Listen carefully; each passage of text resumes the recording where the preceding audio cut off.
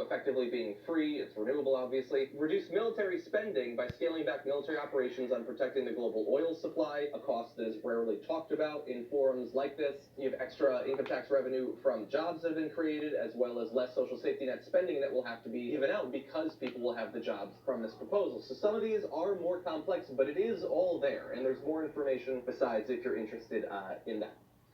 Just an aside, really, on this.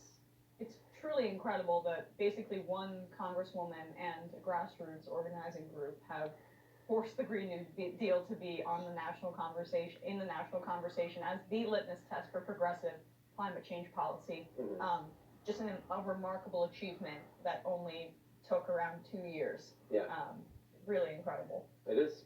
And we go through too much of what happened at the town hall, but we did want to show you one video of, he was asked, about whether he's a radical, whether his proposals are radical, and he had a great response. Slick giving me this piece of paper. I know. I couldn't pay know. The criticism is there's a lot of detail in here. You can look for it for yourselves on the website. It is matching the price tag that some put at about $30 trillion for the Medicare for all. But you get about halfway there. The question becomes, how do you get the rest of the way? Well, we get there. There was a study, Chris. I don't know if you happen to see it. I don't know if they 30 trillion over 10 years. What the fuck?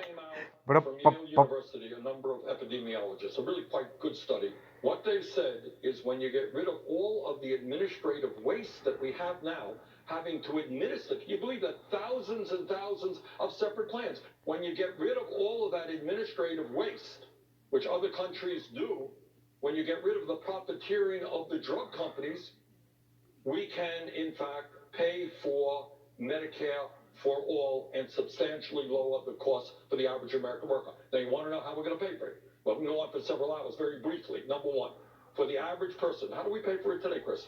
You know how we pay for it? The average family in America makes about $60,000 a year.